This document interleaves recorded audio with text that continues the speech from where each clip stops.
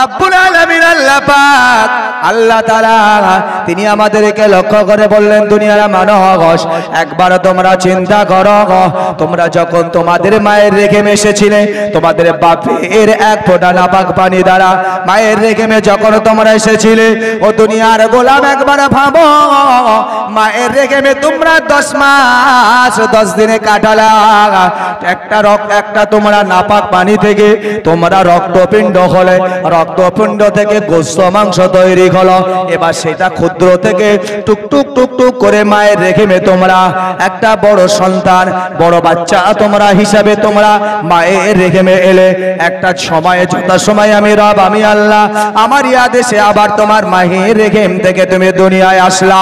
এই দুনিয়ার মুসলমান একটা সন্তানকে দুনিয়ার জমিনে যখন মা লালন পালন করে, ভাই আমার দোস্ত আমার, এই মা মায়ের কোলে লালন পালন করার সময় এই বাল্য জীবনে আপনি একটাবার ভাবুন, তাকে একটাবার চোখের আর করা যায় না। সকাল থেকে নিয়ে সন্ধ্যা থেকে নিয়ে সকাল, সারা রাত ওই বাচ্চার জন্য মা দেওয়ানা হয়ে যায়, পাগল হয়ে যায়। বাচ্চা কেন খায় না, বাচ্চা কেন কাঁদে, বাচ্চা কেন ঘুমায় না, কথা ঠিক না বল? কি হয়েছে? ডাক্তার বাড়ি নিয়ে যেতে হবে। বাবা দোস্ত আমার রব আমার আল্লাহ বললেন, দুনিয়ার মানুষ শোনো, পৃথিবীতে যখন তোমাদের জিম্মায় আমি রব আমি আল্লাহ আমার বান্দা দিগকে যখন রাখলাম, তোমাদের সন্তানদেরকে তোমাদের কোলে যখন আমি আল্লাহ দিলাম, তোমরা একবার চিন্তা করো তোমাদের এই সন্তান সন্ততিগুলোকে তোমরা কিভাবে লালন পালন করেছ। কিন্তু একবার বলো, তুমি যখন তোমার মায়ের রেখে ছিলে, তুমি যখন তোমার মায়ের পেটে ছিলে, ওই সময় তোমার জননী মায়ের রেখে মেরে ভেতরে তোমার মা তো তোমার দেখভাল করে নাই, তোমার বাপ তো তোমার দেখভাল করে নাই, তোমার আপনজন তোমাকে দেখভাল করে নাই। এ দুনিয়ার গোলাম দুনিয়ার বান্দারা বলো, তোমাদের ওই মায়ের রেখে মে তোমার দেখাশোনা কে করলো? কে করেছে? মায়ের রেখে মে যখন আপনি আমি ছিলাম, সেই সময় কে দেখাশোনা করেছে? 10 মাস 10 দিন। আমরা তো একটা নাপাক পানি, এক ফোঁটা নাপাক পানি দ্বারা আল্লাহ আমাদেরকে সৃষ্টি করেছেন। এক ফোঁটা নাপাক পানি থেকে আমরা হলাম রক্তপিণ্ড, তারপরে হলাম আমরা গোস্ত মাংস, টুকটুক করে বড় হলাম। যত সময় আমরা দুনিয়াতে এলাম, এই যে দুনিয়াতে এলাম এক ফোঁটার নাপাক পানি থেকে আমরা মায়ের কোলে কেউ 2.5 কেজি, কেউ 3 কেজি, কেউ 3.5 কেজি, 4 কেজি ওজন হয়ে দুনিয়াতে এলাম। এই সময়টাই পূর্ণ একটা গঠন পরিকাঠামো একটা সন্তান হিসাবে আপনাকে সুস্থ সবল একটা সন্তান হিসাবে মায়ের রেখে মায়ের বুকের ভিতরে পেটের ভিতরে যে ছিলাম, আমরা কিভাবে আমরা বাঁচলাম? ভাই আমার দোস্ত আমার, আপনি বিজ্ঞানকে জিজ্ঞাসা করুন, বর্তমান ডাক্তারি শাস্ত্র বলবে, বিজ্ঞান শাস্ত্র বলবে, ভাই আমার দোস্ত আমার, আমরা যে মায়ের রেখে ছিলাম, এই মায়ের রেখে একটা ব্লাডারের মধ্যে আমরা ছিলাম। ভাই আমার দোস্ত আমার, একটা যদি ব্লাডার, অর্থাৎ একটা বলের মতন একটা ব্লাডার, ফুটবলের মতন একটা ব্লাডার, এই ব্লাডারের মধ্যে আমরা ছিলাম। একবার আপনি বলুন, যদি আপনার কেউ নাকার মুখটা যদি 2 মিনিট কেউ যদি চেপে ধরে, খবর থাকবে না? থাকবে না? শেষ। 2 মিনিট যদি চেপে ধরে নাকার মুখটা, বাঁচবো আমরা? খবর শেষ তো নাকি?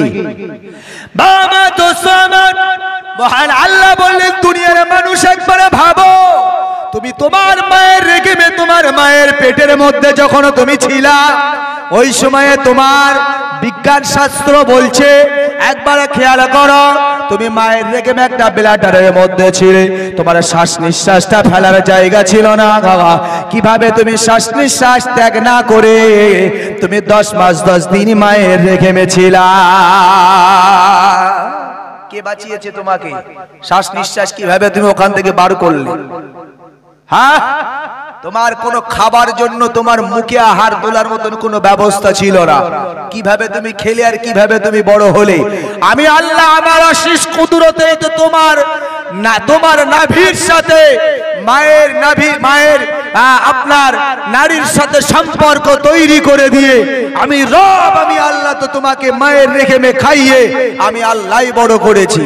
বান্দা, কাইফা তাকফুরুনা বিল্লাহ, তোমরা আমাকে অস্বীকার করো, তোমরা আমাকে অস্বীকার করো। হ্যাঁ, দুনিয়ার মুসলমান, তোমাদের বান্দাকে, তোমাদের রবকে আমি আল্লাহ নয়, তোমাদের মালিককে আমি আল্লাহ নয়। ভাই আমার, দোস্ত আমার, আল্লাহ বলছে বান্দা তবে মনে রাখো আমি আল্লাহ তোমাদেরকে আরো জানিয়ে দিই, অকুনতুম আমওয়াতান, মনে রেখো তোমরা কিন্তু জীবিত ছিলে না, তোমরা মরা ছিলে, মরা মরা মরা। আমরা মায়ের রেহেমে মরা ছিলাম। আপনি আবার বলেন এই কেমন ওয়াজ হচ্ছে? আমার কথা নয়, আল্লাহ কোরআন দ্বারা বলছে বান্দা চিন্তা করো আমি রব, আমি আল্লাহ। অকুনতুম আমওয়াতান, তোমাদেরকে বলি তোমরা মরা ছিলে, ফাআহইয়াকুম, আমি আল্লাহ তোমাদের জীবন দান করেছিলাম মায়ের রেহেমে। ভাই আমার, দোস্ত আমার, আমার আপনার নবী তো জাহানের বাদশা প্যারা রাসূল সাল্লাল্লাহু আলাইহি ওয়াসাল্লাম বললেন, হে আমার উম্মত উম্মতিরা মনে রাখো আমি বিশ্ব নবী জানিয়ে দিলাম অকুনতুম আমওয়াতান, এই যে মৃত আল্লাহ জানিয়েছেন, ফাআহইয়াকুম, আল্লাহ জীবন দান করেছেন। মহান আল্লাহ পাকের নবী এই আয়াতের ব্যাখ্যা হাদিস দিয়ে করছেন। হে আমার সাহাবীরা শুনে রাখো, মহান আল্লাহ পাক আল্লাহ তাআলা তার আদেশে যখন আমরা মায়ের রেহেমে আমাদের বাপের এক ফোঁটা নাপাক পানি দ্বারা আমরা যখন মায়ের রেহেমে এসেছিলাম, এই মায়ের রেহেমে আসার পরে আমরা 4 মাস অর্থাৎ 340, এই 340 পর্যন্ত আমরা মৃত ছিলাম। বিশ্বনবী আমরা বললেন প্রথম 40 দিন আমরা মায়ের রেহেমে, এই রক্ত মায়ের রেহেমে আমরা ওটা শুক্র হিসাবে জমা ছিলাম। প্রথম 40 দিন নবী বললেন মায়ের রেহেমে তোমরা শুক্র হিসাবে জমা ছিলে, তোমাদের ভিতরে জীবন ছিল না। হে আমার উম্মত উম্মতিরা মনে রাখো আমি রাসূলুল্লাহ জানিয়ে দিলাম দ্বিতীয় 40 দিন তোমরা ওই সময় ওই শুক্র থেকে তোমরা তোমাদেরকে পরিবর্তন ঘটিয়ে আমার আল্লাহর রক্ত পিণ্ড রক্ত জমাট আমার আল্লাহ দ্বিতীয় 40 দিন পর্যন্ত রেখিয়েছিল। তৃতীয় 40 দিন নবী বললেন, হে আমার উম্মত উম্মতিরা শোনো, তৃতীয় 40 দিন পরে তৃতীয় 40 দিনে এই রক্তপিণ্ড থেকে পরিবর্তন করিয়ে আমার আল্লাহ পাক আল্লাহ তাআলা তোমাদের শরীরের গোশত মাংস দিয়ে ভরাট করেছিল। মনে রাখুন আমরা কিভাবে পৃথিবীতে এসেছি আমরা জানি না। প্রথম 40 দিন আমরা শুক্র হিসাবে জমা ছিলাম, দ্বিতীয় 40 দিন আমরা রক্তপিণ্ড হিসাবে ছিলাম, তৃতীয় 40 দিনে আমাদের শরীরের এই টেক্সচার আমার আল্লাহ গোশত মাংস টেক্সচার আমার আল্লাহ পেটের ভিতরে আমার আল্লাহর কুদরতে হয়েছিল। একবার জোরে বলুন। এই 340 পর্যন্ত রাসূল বলছে মৃত ছিলে। আল্লাহ বলেছে অকুনতুম আমওয়াতান, তোমরা মৃত ছিলে, আমি ফাআহইয়াকুম, আমি আল্লাহ তোমাদের জীবন দিয়েছিলাম। রাসূল বলছে মৃত ছিলে ততদিন, এই 340 অর্থাৎ 4 মাস পর্যন্ত তোমরা মৃত ছিলে। ভাই আমার, দোস্ত আমার, আমার আপনার নবী তো জাহানের বাদশা প্যারা রাসূল সাল্লাল্লাহু আলাইহি ওয়াসাল্লাম বললেন, হে আমার উম্মত উম্মতিরা মনে রাখো আমি বিশ্ব নবী জানিয়ে দিলাম এই 4 মাস পরে আমার আল্লাহ পাক আল্লাহ তাআলার মনোনীত একজন ফেরেশতা তোমাদের মায়ের রেহেমে তোমাদের রূহটা আমার আল্লাহর হুকুমে দিয়েছিল। এই 4 মাস পরে 340 পরে তোমরা জীবনটা ফিরে পেয়েছিলে। আমার আল্লাহ ওই কথাই বলেছেন ফাআহইয়াকুম, আমি আল্লাহ মৃত থেকে তোমাদের জীবন দান করেছিলাম। ভাই আমার, দোস্ত আমার, মহান আল্লাহ বলছে বান্দা কাইফা তাকফুরুনা বিল্লাহ, তোমরা কিভাবে আমাকে অস্বীকার করো? তোমরা ছিলে মৃত, আমি আল্লাহ জীবন দিয়েছি। তবে দুনিয়ার মানুষ শুনে রাখো, আমি আল্লাহ তোমাদেরকে ছাড় দিয়েছি, তবে কিন্তু ছেড়ে দেই নাই। আমি রব, আমি আল্লাহ জানিয়ে দিলাম পৃথিবীর জমিনে তোমাদেরকে আমি আল্লাহ পাঠিয়েছি, তোমাদেরকে ছাড় দিয়েছি, তবে ছেড়ে দেই নাই। আমার কাছে কিন্তু ঘুড়িটা ওড়ালেও দড়ির লাঠিটা কিন্তু আমার হাতে। একদিন আমি রব, আমি আল্লাহ আবার এই দড়িটা আবার গুটিয়ে আমি আল্লাহ আমার হাতে নিয়ে নেব। ভাই আমার, দোস্ত আমার, আল্লাহ এই আয়াতে আবার বললেন, ও দুনিয়ার মানুষ মনে রাখো, তোমরা আমাকে অস্বীকার করছো, কিন্তু আমি আল্লাহ দুনিয়াতে জীবন দিয়েছি। আমি আল্লাহ পাক জানিয়ে দিলাম, সুম্মা ইউহয়িকুম সুম্মা ইউমিতুকুম, আমি আল্লাহ পাক আল্লাহ তাআলা আবার কিন্তু তোমাদের জীবনে একটা দিন মৃত্যু দেব। ফাহইয়াকুম, আমি আল্লাহ জীবন দিয়েছি, তবে আমি আল্লাহ তোমাদেরকে ছেড়ে দিয়েছি, ছেড়ে দেই নাই, ছাড় দিয়েছি, ছেড়ে দিই নাই। আল্লাহ বলছে সুম্মা ইউমিতুকুম, আবার একদিন আমি আল্লাহ আমার কবজায় নিয়ে নেব। এই ফাহইয়াকুম থেকে সুম্মা ইউমিতুকুম, এই মৃত্যুর আগ পর্যন্ত আল্লাহ আমাদেরকে ছাড় দিয়ে রেখেছে। বান্দা তোমরা, আমি আল্লাহ, আমি যে তোমাদের রব, তোমাদের জন্য আমি আল্লাহ, আমি যে আল্লাহ তোমাদেরকে সৃষ্টি করেছি, আমি আল্লাহ আমার কুদরত তোমাদের জন্য রেখেছি, আমি আল্লাহ দুনিয়াতে তোমাদের আমার নিয়ামত তোমাদেরকে দিয়েছি। বান্দা তোমরা সেই নিয়ামতের কতটা শুকরিয়া আদায় করেছো? সুম্মা ইউমিতুকুম, যখন টেনে নেব, এই টানার পরে আমি আল্লাহ জানিয়ে দিচ্ছি, মনে করো না মরাই থেকে যাবে। সুম্মা ইউহয়িকুম, আমি আল্লাহ বলছি তোমাদের আবার জীবন দেওয়া হবে। আল্লাহ বলছে তোমাদের জীবন দেওয়া হবে। জীবন দেবার পরে আমি আল্লাহ তোমাদের কাছে এবার হিসাব নেব, কি তুমি করেছো, এই যে কার্যকলাপ তুমি কি করেছো, আমি আল্লাহ এই কার্যকলাপের হিসাব তোমাদের কাছ থেকে নেব। তোমরা এবার ভাবো, দুনিয়াতে তোমাদের ইচ্ছে মতন জীবন যাপন করবে, এই জীবন যাপনের হিসাব আমি আল্লাহ আমার কাছে দিতে হবে। ভাই আমার, দোস্ত আমার, আমরা পৃথিবীতে সেই মহান আল্লাহর গোলাম, মহান আল্লাহর বান্দা। যদিও আজকের এই মাহফিল মৃত্যু সম্পর্কীয় বিষয় বলেই আমি মৃত্যু সম্পর্কে কিছু কথা বললাম, কারণ পৃথিবীতে প্রতিটা মানুষ মারা যাবে, কোনো মানুষ দুনিয়াতে চিরস্থায়ী বাঁচবে না।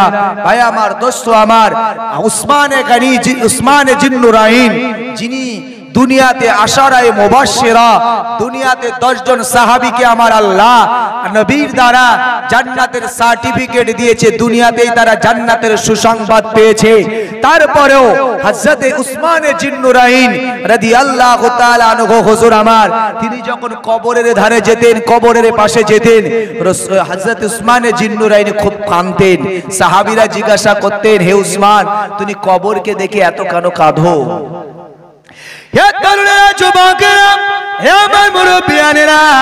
হযরত নবী সাহাবী উসমানে জিন্নুরাইন বলতেন, ও নবী সাহাবীরা শোনো, কবর হলো এত কঠিন জায়গা, কবর হলো এত ভয়াবহ জায়গা। আমি উসমানে জিন্নুরাইন জানিয়ে দিই, এই কবর হলো একাকী জায়গা, আনা বাইতুন ওয়াহদা, এই কবর, এই ঘরটা হলো ওয়াহদা, একাকীর ঘর। এখানে কেউ সঙ্গী হবে না, এখানে কেউ সাথী হবে না। এই কবর হলো বড় কঠিন জায়গা, বিপদের জায়গা। ও নবী সাহাবীরা শুনে রাখো, দুনিয়ার জমিনে যদি আমি বিপদে পড়ে যাই, দুনিয়াতে যদি আমি মুসিবতে পড়ে যাই, আমার পরিবার আছে, আমার বিপদের পাশে দাঁড়ানোর জন্য দুনিয়ার সমাজের মানুষরা আছে, তারা আমার বিপদের পাশে দাঁড়াবে। আমার আত্মীয় স্বজন আছে, বিপদে পড়লে আমার পাশে দাঁড়াবে। কিন্তু কবর বলছে, আনা বাইতুন ওয়াহদা, কবর হলো একাকীর জায়গা, কবরে কোনো সঙ্গী নাই, কবরে কোনো সাথী নাই। এই কবরে যদি আমি বিপদে পড়ে যাই, এই কবরে যদি আমি মুসিবতে পড়ে যাই, হে নবী সাহাবীরা বলো, এই কবরে যদি আমি মুসিবতে পড়ে যাই, এই মুসিবত থেকে বাঁচার উপায় তো কিছু নাই। এই কবরকে দেখলে আমার বড্ড ভয় হয়, যদি কবরের বিপদে যদি পড়ে যায়, আমার তো কোনো সাথী হবে না। ওই জন্য কবরকে দেখে আমি বড্ড ভয় পাই। কবরকে সম্মুখে দেখলে আমি আমার চোখের পানি ধরে রাখতে পারি না। কবর এত কঠিন জায়গা, কবর এত ভয়াবহ জায়গা, কবর দেখলে আমার ভয় হয় যে কবরকে দেখলে আমি অটোমেটিক আমার চোখের পানি আমি ধরে রাখতে পারি না। ভাই আমার, দোস্ত আমার, পৃথিবীতে আমরা যারা এসেছি, আমরা কবরের পাশে যাই, আমাদের ওই চিন্তা, ওই টেনশন হয়। এখন দেখবেন, আগে মানুষ কবর ধারে গেলে তবু একটু নত হতো, নরম হতো। একজন যে নাই তা বলবো না, কিছু মানুষ আছে, কিন্তু এখন দেখা যায় কবর ধারে গেলে কবর সম্পর্কে রাসূল বলেছে তোমরা অন্তত দিনে 2 বার যাও কবরে, কবর জিয়ারত করো। কেন? কবর দর্শন করলে তোমাদের ভিতরে কবরের ভয় ঢুকবে। আর আমরা এমন আমাদের রূহ তৈরি হয়েছে, কবরে জিয়ারতে যাচ্ছে গল্প করতে করতে, হাসি ঠাট্টা করতে করতে। কেউ মারা যায়, কারোর মৃত্যুবরণ করলে এখান থেকে কিছুটা পিছনে চলে যান। মানুষ ছিল অন্যরকম, আর এখন মানুষ এত ডেঞ্জার হয়ে গেছে, লাশ মাথায় করে নিয়ে যাচ্ছে, তারপরও লোকের সাথে মুচকে মুচকে হাসি। আপনার লাশ কাঁধে আছে, পাশের ব্যক্তির সাথে গল্প করতে করতে যাচ্ছে। কথা ঠিক না ভুল? মানুষ সব পরিবর্তন হয়ে গেছে।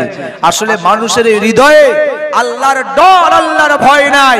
মানুষের হৃদয়ে কবরের ভয় নাই, তাই তো মানুষ আজকে এই রকম হয়ে যাচ্ছে। ভাই আমার, দোস্ত আমার, তাই রাসূল বলেছেন কাফা বিল মাউতি ওয়া ইজান, মানুষের যদি মৃত্যুর ভয়টা থাকতো যথেষ্ট হয়ে যেত। আসলে মৃত্যুর ভয়ই আমাদের নাই। ভাই আমার, দোস্ত আমার, পৃথিবীতে চিরদিন কিন্তু আমরা কেউ বাঁচবো না, মাথায় রাখতে হবে। একদিন মৃত্যু আমাদের হবে, মরণ থেকে আমরা কেউ বাঁচতে পারবো না। আমরা ভাই, আমরা ইমানি জোর দেখাই, ইমানি জোর দেখাই যে ইমানের বিরাট জোর। অনেকে দেখবেন চায়ের দোকানে বসে গল্প করে, আমি শুনি, আমার অবাক লাগে। বলছে, ও তুমি ওই গফুর চাচার কথা বলছো, মুখে লম্বা দাঁড়িয়ে আছে, 5 ওয়াক্ত নামাজ পড়ে, বলে বিরাট ইমানদার। আমি নামাজ পড়ি না, কিন্তু ওর থেকে আমার ইমান মজবুত আছে, তুমি জানো? বলছে আমি নামাজ পড়ি না, কিন্তু ওর থেকে আমার ইমান মজবুত আছে। ভুল আমায় বোঝেন না, ও নামাজ পড়ে না, আর গফুর চাচা নামাজ পড়ে, লম্বা দাড়ি আছে, লম্বা জামা পরে, ও গল্প করছে, বলছে আমি নামাজ না পড়তে পারি, কিন্তু আমার ইমান চাঙ্গা আছে। আসলে ইমান যে কি সেটাই তো জানে না। ইমান আসলে কি, ইমানটাই জানে না মানুষ। ইমান খালি কলেমা পড়লেন আর ইমানদার হয়ে গেলেন, ভুল আমায় বুঝবেন না। আজকে আপনি আপনারা এখানে দিনের বেলা 6 লক্ষের অধিক কলেমা শরীফ তেলাওয়াত করেছেন। একটা ইবাদত করেছেন, কলেমা পড়া, এটা একটা নেকির কাজ, সওয়াবের কাজ, অস্বীকারের জায়গা নাই। ভাই আমার, দোস্ত আমার, এই কলেমার ভিতরে, এই কলেমার বাক্য, এই বাক্যগুলি যদি আপনি বুঝে আপনার জীবনে আমল দিতে পারেন, তবেই তো আপনি ইমানদার। এর আগে তো নয়, কলেমা জবানে পড়লেন আর ইমানদার হয়ে গেলেন। কলেমা কি তাই বলেছে? রাসূল বলেছে লা ইলাহা ইল্লাল্লাহ মুহাম্মাদুর রাসূলুল্লাহ সাল্লাল্লাহু আলাইহি সাল্লাম কলেমা পড়লে জান্নাতি, রাসূল বলেছেন। কিন্তু এই হাদিসগুলোর ব্যাখ্যাটা মানুষের কাছে পরিপূর্ণ উপস্থাপন না হওয়ার কারণে সমাজের মানুষ মনে করেছে কলেমা পড়লে ঈমানদার। হে তরুণ যুবকেরা, বিশ্বনবী জগৎগুরু রাসূলুল্লাহ সাল্লাল্লাহু আলাইহি ওয়াসাল্লাম নবী আমার বললেন, মান ক্বালা লা ইলাহা ইল্লাল্লাহ ফাদাখালাল জান্নাহ। ও দুনিয়ার উম্মতিরা মনে রাখো, আমি বিশ্বনবী জানিয়ে দিলাম, যদি কেউ লা ইলাহা ইল্লাল্লাহ একবার যদি সে পড়ে, ফা দেওয়ার দরকার ছিল না, দাখালাল মানে প্রবেশ, দাখালাল জান্নাহ, ওই মানুষটা জান্নাতে প্রবেশ করবে। এখানে রাসূল ফা দাখালাল জান্নাহ, এই ফা দ্বারা বিশ্বনবী আমার এই হাদিসের অর্থ আলাদা, এই অর্থটা পরিবর্তন বুঝিয়ে দিয়েছেন। বিশ্বনবী আমার বললেন, ও দুনিয়ার মানুষ শোনো, লা নেই, কি নেই, ইলাহা ইল্লাল্লাহ, কোনো ইলাহা নেই, লা ইলাহা কোনো ইলাহা নেই, ইল্লাল্লাহ আছে শুধুমাত্র আল্লাহ, কোনো আল্লাহ ছাড়া ইলাহা নেই। যদি তোমরা কেউ একবার এ কথা মুখে যদি স্বীকার করো, অন্তরে যদি তোমরা মেনে নাও, আর আমল দিয়ে যদি তোমরা বাস্তবায়ন করো, বিশ্বনবী আমার বললেন, অবশ্যই তোমরা ফাদাখালাল জান্নাহ, তোমরা জান্নাতের ভিতরে প্রবেশ করবে। আর আমরা তো খালি কলেমা পড়ার না, মুসলমানি দেওয়ার সময় একবার কলেমা পড়িয়ে দিয়েছে, হাজার বলছে বড় ইমানদার হয়ে গেছে। ভুল আমায় বোঝেন না, কলেমা পড়ার নাম ইমান, কিন্তু মনে রাখুন কলেমা পড়া জবানে অন্তরে বিশ্বাস করা আর আমল দ্বারা বাস্তবায়ন করা লা ইলাহা ইল্লাল্লাহ। পৃথিবীতে আল্লাহ ছাড়া কোনো স্রষ্টা নাই, আল্লাহ ছাড়া কোনো মালিক নাই, আল্লাহ আমার রব, আল্লাহ আমার মালিক, আল্লাহ আমার আইনদাতা, আল্লাহ আমার সব। যদি আপনার এই কথাটা, যদি এই আমলটা যদি আপনার জীবনে বাস্তবায়ন হয়, এই আমল বাস্তবায়ন করতে গেলে সেই আল্লাহর দেওয়া হুকুম, বান্দা তুমি নামাজ পড়ো, বান্দা তুমি রোজা রাখো, বান্দা তুমি হজ করো, বান্দা তুমি মিথ্যা বলো না, বান্দা তুমি সুদ খেও না, বান্দা তুমি ঘুষ খেও না, বান্দা তুমি চকলখুরি করো না, বান্দা তুমি মানুষকে কষ্ট দিও না। ভাই আমার, দোস্ত আমার, এই লা ইলাহা ইল্লাল্লাহ এর আমল হলো এগুলো, এর আমল হলো এইগুলো। কলেমা একটা বড় ইবাদত। ভাই আমার, দোস্ত আমার, রাসূল বলেছেন, ক্বালা নবী সাল্লাল্লাহু আলাইহি ওয়াসাল্লাম, ক্বালা মাআজ লাব্বাইকা রাসূলুল্লাহ। সাহাবী মাআজকে ডাক দিলেন, সাহাবী মাআজ শোনো। উত্তর দিলেন, লাব্বাইকা রাসূলুল্লাহ। রাসূল বলেন, শাহাদাতু আল্লা ইলাহা ইল্লাল্লাহ। কেউ যদি একত্ববাদের এই কথাগুলি স্বীকার করে নেয়, মেনে নেয়, আমল দিয়ে নেয়, আমি রাসূল বলছি হারামাল্লাহু আলাইহিন নার, ওই মানুষগুলোর জন্য জাহান্নামের আগুন হারাম হয়ে যায়। একবার জোরে হয় না? রাসূলের হাদিস। কিন্তু কলেমা পড়লেই জাহান্নামের আগুন হারাম, এ আপনি কি মানতে পারেন? যদি তাই যদি বলেন, আমাদের বর্তমান রাজ্যের যিনি সরকার মমতা ব্যানার্জি, তিনাকেও কলেমা পড়তে শোনা গেছে, তাহলে তিনিও তো জান্নাতি, তার জন্য তো জাহান্নামের আগুন হারাম। আমি জাহান্নাম জান্নাতি বিচার করছি না, কিন্তু এটি বুঝাতে চাইছি, তাহলে কলেমা পড়ার নাম যদি সত্যি জাহান্নামের আগুন হারাম হয়ে যায়, তাহলে তার জন্য তো জাহান্নামের আগুন হারাম। কত আমার অমুসলিম ভাইয়েরা তারা গল্পে বলে, ভাই তোমাদের ধর্মের মূল মন্ত্র কি বলো তো? আমরা অনেকেই আছি জানি না, আমরা অনেকেই ঘাবড়ে যাই। কেন ভাই বলো তো, তুমি বলো তো আমাদের মূল মন্ত্র কি? বলে তুমি কি মুসলমান, তুমি না জানলো আমি জানি। জানো তোমাদের মূল মন্ত্র হচ্ছে লা ইলাহা ইল্লাল্লাহ মুহাম্মাদুর রাসূলুল্লাহ সাল্লাল্লাহু আলাইহি সাল্লাম।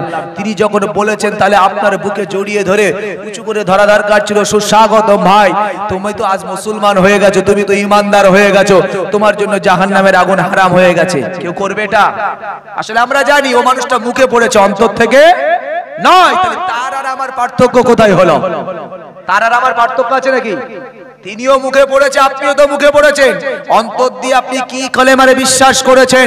ভাই আমার, দোস্ত আমার, আপনি দেখুন, যদি সত্যি আল্লাহকে রব বলে মানতেন, যদি আল্লাহকে সত্যি স্রষ্টা বলে মানতেন, ভাই আমার, দোস্ত আমার, আল্লাহর পক্ষ থেকে মানুষের কাছে অনেক বিপদ আপদ মুসিবত আসে, তখন মানুষ অধৈর্য হয়ে বলে, আল্লাহ সারা দুনিয়ায় এত মানুষ আছে, তুমি দেখতে পাও না, আমাকে দেখতে পাও।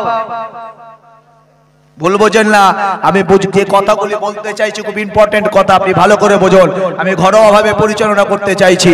আপনারা মাঠে চাষাবাদ আছে, মাঠে চাষাবাদে ক্ষতি হলো, মাঠে চাষাবাদে ক্ষতি হওয়ার পরে যদি আপনার উপরে আল্লাহর উপরে যদি আপনার তাওয়াক্কুল থাকতো, আল্লাহর প্রতি যদি আপনার সেই ঈমান থাকতো, তাহলে আপনার অন্তরে সাক্ষ্য দেওয়া উচিত ছিল, আমার রব, আমার আল্লাহ আমার ফসল ক্ষতি করিয়েছে, এটা আল্লাহ ভালো চেয়েছেন তাই। ভাই আমার, দোস্ত আমার, ভুল আমায় বোঝেন না। আমাদের ভিতরে যে ঈমান, এই ঈমানটা আসলে কতটুকু যে মজবুতি আছে সেটা আল্লাহই ভালো জানেন। ভাই আমার, দোস্ত আমার, কালেমা শরীফ তেলাওয়াত আমরা যারা করেছি, মনে রাখুন এই কালেমা তেলাওয়াতের নাম ঈমানদার নয়। এই কালেমা তেলাওয়াত করলে আপনি যদি এতটুকু বলার পরেও না বোঝেন, রাসূল মহান আল্লাহ কোরআনে জানিয়েছেন, হে দুনিয়ার মানুষ শুনে রাখো, ইয়া আইয়ুহাল্লাযীনা আমানু, তোমরা যখন ঈমান এনেছো, বিশ্বাস করেছো, তোমরা আর দেরি নয়, আমি রব, আমি আল্লাহ তোমাদেরকে জানিয়ে দিলাম, ফিসসিলমি কাফা, তোমরা অবশ্যই ইসলামের ভিতরে পরিপূর্ণ প্রবেশ করো। এখনো যদি না বুঝি, আল্লাহ এই আয়াত দ্বারা আমাদেরকে বলছে, ঈমান এনেছো যদি বলো, কলেমা পড়েছি জবানে, অন্তরে আল্লাহ তোমার ছাড়া বিশ্বাস কাউকে করেনি, আল্লাহ বলছে ফিসসিলমি কাফা, তাহলে তোমার এবার দায়িত্ব, তুমি ইসলামের ভিতরে পরিপূর্ণ প্রবেশ করো। ইসলামের ভিতরে একটু যদি আগে আসেন, একটু জায়গা শর্ত, একটু আগে আসেন। আমি সময় নষ্ট করতে চাইছি না, অল্প সময়ের ভিতরে আমি যতটুকু বলতে পারি ইনশাআল্লাহ, কারণ সময় নষ্ট করা এটা আমার অভ্যাস নয়, কারণ এটা হলো দিনের মাহফিল। এটা আমার জন্য এখন বর্তমান আমি এখন জিম্মাদার। আল্লাহ পাক আমার প্রতি যে জিম্মা দিয়েছে সেই জিম্মার আমি অপব্যবহার করতে চাইছি না। আপনারা ধীর স্থির ভাবে শুনুন, ইনশাআল্লাহ আলোচনা বুঝবেন। ভাই আমার, দোস্ত আমার, রব আল্লাহ বললেন ইয়া আইয়ুহাল্লাযীনা আমানু ফিস সিলমি কাফা, তোমরা ইসলামের ভিতরে পরিপূর্ণভাবে প্রবেশ করো। ইসলামের পরিপূর্ণ প্রবেশ করা বলতে কি? ভাই আমার, দোস্ত আমার, বলছে তুমি পরিপূর্ণ সেজে গুজে এসো। তো একটা আমি খালি একটা নিচের প্যান্টটা পরে, জিন্সটা পরে আর খালি গায়ে যদি বউয়ের সামনে চলে আসি, বউ কি বলবে? বলে আমি বললাম না তুমি পরিপূর্ণ গুছিয়ে এসো। তোমার এইরকম ধজন নিয়ে আসতে বলেছে কি? বলবে না? বলবে না। আসলে পরিপূর্ণ মানে কি? সে যদি সম্পূর্ণ ড্রেস পত্র পরে যেখানে যাবে তার জন্য যে ব্যবস্থা আছে সেই ব্যবস্থাগুলো যদি পরিপূর্ণ করে আসে, বউ তখন বলে হ্যাঁ ঠিক আছে, তুমি গুছিয়ে চলে এসেছো, ঠিক আছে চলো। ভাই আমার, দোস্ত আমার, এই ইসলামের ভিতরে মহান আল্লাহ পাক আল্লাহ তাআলা আমাদের জন্য যে আদেশ এবং যে নিষেধগুলি রেখেছেন, ভাই আমার, দোস্ত আমার, যখন এগুলিকে আমরা পূর্ণ জীবনে আমল করব, তখনই আপনি আমি একজন পরিপূর্ণ আল্লাহওয়ালা, পরিপূর্ণ মহান রবের গোলাম বেড়ে যাব। ভাই আমার, দোস্ত আমার, মনে রাখতে হবে এই পৃথিবীর জমিনে এই ইমানদারদের ইমানকে লুটপাট করে খাওয়ার জন্য সারা পৃথিবীতে, ভাই আমার, দোস্ত আমার, ইসলামের চরম শত্রু যারা আছে, ভাই আমার, দোস্ত আমার, বিশ্ব নবীর যুগ থেকে নয়, পৃথিবীর শুরু থেকে নিয়ে বারংবার চক্রান্ত করছে, এখনো সেই চক্রান্ত চলছে। কথা ঠিক না বল? স্রেফ শুধুমাত্র ইমানদারদের ইমানকে লোটার জন্য। যারা সোশ্যাল মিডিয়া ফলো করেন, ভাই আমার, দোস্ত আমার, আপনারা জানবেন বিশ্ব নবী সরওয়ারে কায়নাত নবীজি সাল্লাল্লাহু আলাইহি ওয়াসাল্লাম, যাকে আমরা নেতা হিসেবে মানি, যাকে আমরা লিডার হিসেবে মানি, যাকে আমরা রাহবার হিসেবে মানি, যার তরিকায় আমল করলে মহান আল্লাহ রাজি হন, যার তরিকায় আমল করলে আল্লাহ খুশি হয়ে যান, যার তরিকায় আমল করলে আল্লাহর দরবারে কবুল হয়ে যায়, তিনি হলেন আমার আপনার নবী। যে নবী সম্পর্কে মহান আল্লাহ পাক আল্লাহ তাআলা কোরআনে কারিমে বলেছেন, লাকাদ কানা লাকুম ফি রাসূলিল্লাহি উসওয়াতুন হাসানা। আমি আল্লাহ জানিয়ে দিলাম, পৃথিবীতে আমি কোন মানুষের সার্টিফিকেট দিচ্ছি না, যিনি হলেন মানব কুলের শ্রেষ্ঠ মানব, যিনি হলেন ইমামুল আম্বিয়া, যিনি হলেন আখিরি প্রফেট, আখিরি নবী, তোমাদের কাছে আমি রব, আমি আল্লাহ রাসূল হিসাবে পাঠিয়েছি, নবী হিসাবে পাঠিয়েছি। ও দুনিয়ার মানুষ শুনে রাখো, আমি রব, আমি আল্লাহ পাক আল্লাহ তাআলা তার আদর্শ, তার নীতিমালা, তার চরিত্রকে আমি আল্লাহ উসওয়াতুন হাসানা, উত্তম আদর্শ, উত্তম চরিত্র করে পাঠিয়েছি। একবার জোরে বলো। ভাই আমার, দোস্ত আমার, সেই নবীর উপরে যদি কেউ আক্রমণ করে বা সেই নবী সম্পর্কে কেউ যদি কটূক্তি করে বা নবীর কোন হাদিস সম্পর্কে যদি কেউ বিয়াদবি করে, ওই মানুষটা ইমানদার থাকে না কাফের হয়ে যায়? কাফের হয়ে যায়। রাসূলুল্লাহ সম্পর্কে যদি কেউ কটূক্তি করে, রাসূলের হাদিস সম্পর্কে যদি কেউ বিরূপ মন্তব্য করে, ফতোয়া হলো ওই মানুষটার ইমানদার থাকে না, কাফের হয়ে যায়। তাই দুনিয়ার যারা ইসলাম বিরোধী যে সমস্ত ষড়যন্ত্র রয়েছে, আমরা ঈমান সম্পর্কে না বুঝলেও তারা কত গবেষক, কত চিন্তাশীল, একবার ভাবুন। তারা মুসলমানদের ঈমানকে লুটে পিটে খাওয়ার জন্য তারা সোশ্যাল মিডিয়ায় আমার আপনার নবীর চরিত্র সম্পর্কে একটা ফিল্ম বার করেছিল, যেখানে বিশ্ব নবীর চরিত্র হরণ করা হয়েছে। যদি মানুষের অন্তরে যদি সেই বিশ্বাস, সেই শক্তি যদি মানুষের ভিতরে তৈরি করে দেওয়া যায়, তাহলে মানুষের ঈমানগুলো নষ্ট হয়ে যাবে, ঈমানগুলো লুটে পিটে খাওয়া যাবে। এটা তাদের চক্রান্ত, পৃথিবীর শুরু থেকে ছিল, আছে, থাকবে। ভাই আমার, দোস্ত আমার।